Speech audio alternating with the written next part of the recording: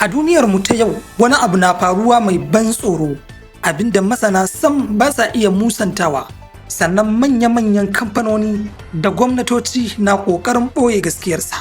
An ce ilimi shine mabuɗin rayuwa, an ce digiri shine garkuwa, an ce ka yi karatu ka samu aiki ka rayu lafiya ba tare da wani tashin hankali ba.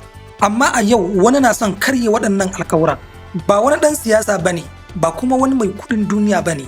Wani inji ne ko na ce wata fasaha ce wadda a cewar masana tana cin abinci da sunan digirinka. Masu sauraro, barka da zuwa duniyar tattalin arzikin AI. Shekaru da dama da suka wuce, an mana alkawarin sabon zamani da zai zo wanda zai zama lokacin ci gaban ɗan adam. Sannan za a samu fasaha mai kyau, mai hankali, mai ban mamaki, wato artificial intelligence, ko kuma da Hausa mu ce ƙirƙirarriyar basirar wucin gadi. Amma a halin yanzu, rahotannin da ke fitowa daga cibiyoyin bincike da dama na nuna wani labari daban. Sannan wannan labari yana da ban tsoro matuka da gaske. Tun bayan fitowar basirar AI, ana zarginsa da ɗauke guraben aiki na miliyoyin mutane a faɗin duniya. Kuma bisa ga sabbin ƙididdiga da ke fitowa, har yanzu wannan tsari yana ci gaba. Wasu na cewa AI ba zai taɓa maye gurbin mutane ba. Amma sai dai zan ƙara cewa mutanen da ke amfani da AI za su maye guraben mutanen da sam ba sa amfani da shi ko ba san yadda za su yi amfani da shi ta yadda ya dace ba.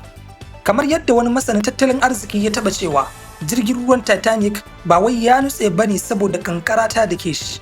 A'a, ya nutse ne saboda shigowar da ruwa ya yi cikin jirgin. Wanda a cikin wannan maganar za ku ga cewa bambanci ne kawai na kalmomi, amma saƙon ɗaya ne. Masu sauraro, a yau za mu duba wasu digiri guda 10 da ake zargin AI nasa za su zama tamkar takarda a hannun wuta. Digiri na farko shine gudanar da kasuwanci, wato business administration. Shekaru da dama an ɗauki wannan digiri a matsayin wani abu mai kima, mai ƙarfin gaske, wanda idan ka samu course ɗin har maraba za a rika ma a jami'a. An ce shine hanya madaidaiciya zuwa ofishin manaja. Sannan wata hanya ce mai sauki zuwa ɗakunan taruka masu tsada. A ƙarshe kuma mutum zai iya dacewa da rayuwa mai daɗi. To amma sai dai bayan zuwan AI, masana da dama sun ce wannan kwas a yanzu sam manyan kamfanonuwa ba sa rububin ɗaukar masu shi.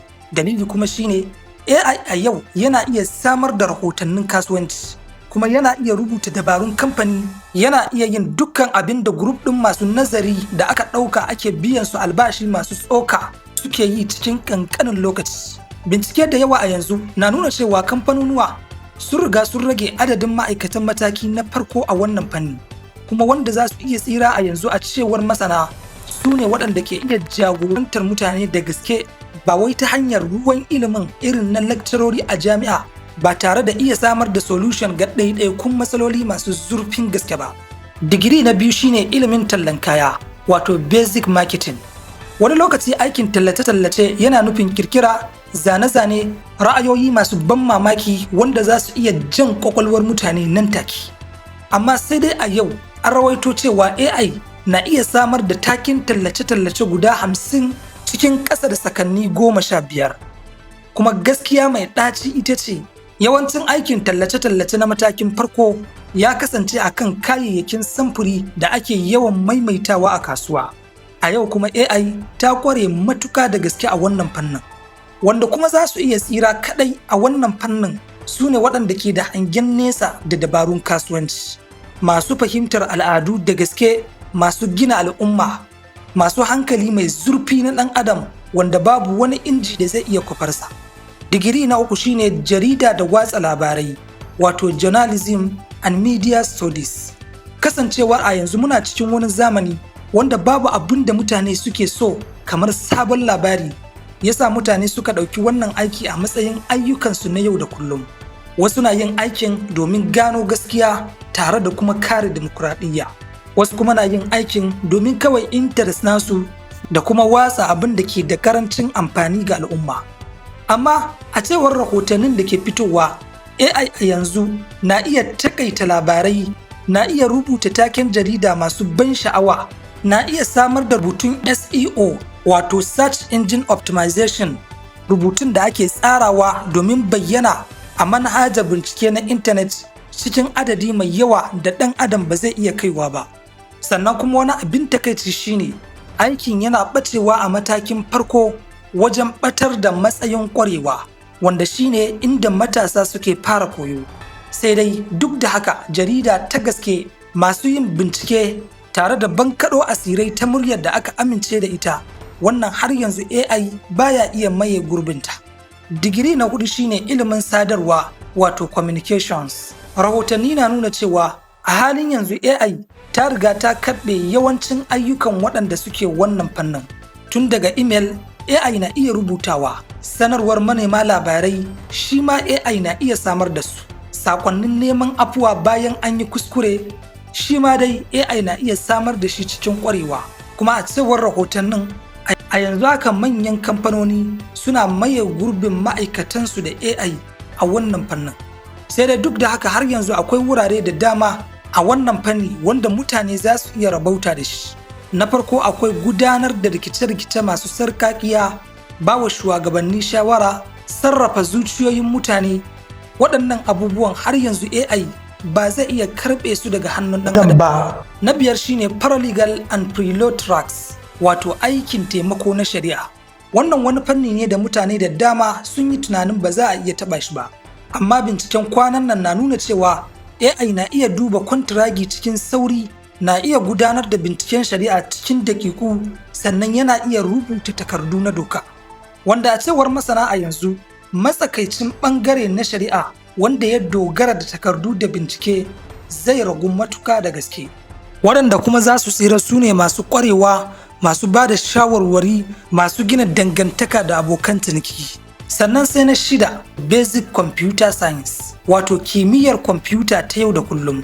Watakila sam ba kai tunanin wannan kwasin zai shigo cikin wannan jerin ba, amma gaskiyar da rahotannin suka binciko shine a yau ana rayuwa a zamanin da wani mai kirkira na iya baiwa AI ra'ayin kasuwanci a dare ɗaya, ya tashi ya gama masa aikinsa da safe ba tare da ma ya san yadda ake rubuta ko lamba ɗaya ba. Kuma wannan bambanci yana da muhimmancin gaske. AI na maye gurbin rubutun lamba mai sauki wanda ba ƙwararrun injiniyoyi bane suka yi, amma sai dai har yanzu masu zanen tsara manyan manhajoji, ƙwararrun masu tsaron bayanan intanet har yanzu suna da tsaro mai ƙarfi game da wannan guguwar ta AI. Digiri na 7 shine lissafin kuɗi wato accounting. A yau masu sauraro, aikin lissafin kuɗi na yau da kullum irin wanda ake biyan albashi mai tsoka ga wanda ya iya shi, AI ya shiga wannan fagen kuma yana yin shi cikin sauri ba tare da wani ɓata lokaci ba. Amma sai dai batun lissafin kuɗi baya ɓacewa baki ɗaya. A cewar sana harkar kuɗi, kimar wannan digirin a yanzu tana cikin bayar da shawarwari na haraji, gudanar da dukiya, hukuncin bin doka da iya tsara dangantaka da abokan cinikayya. Domin ku har yanzu idan wani mai kuɗi ya tambayar cewa shin nawa zan kashe idan zan je neman lafiya ƙasar Masar, to fa dole yana buƙatar amsar ɗan adam ba wai ta AI ba. Digiri na 8 shine ƙwararru na kuɗi wato finance professionals. A yanzu masu sauraro, matsayin mai nazari na matakin farko a harkar kuɗi wanda aka taɓa ɗauka a matsayin wata hanyar zuwa arziki yanzu yana fuskantar matsi mai ƙarfin gaske. Amma sai dai a cewar masana har yanzu akwai wasu ayyukan da har yanzu AI bai mamaye su ba a wannan fannin, irin masu gina dangantaka, masu rufe manyan yarjejeniyoyi da kuma masu hangen nesa na kasuwanci. Digiri na 9 kuma shine graphic design. A yanzu masu sauraro, AI ta shiga duniyar kirkira, kuma ba kawai samfuri a yanzu take kawowa ba. Wasu na ikirarin cewa ta fara shiga yankin kirkira na gaske, amma masu wayo a wannan fannin za su yi amfani da AI ɗin a matsayin kayan aiki ba wai a matsayin kishiya ba, kuma za su iya fitar da result ɗin da wanda bai san aikin ba zai taɓa iyawa ba ta hanyar abin da ake kira prompt.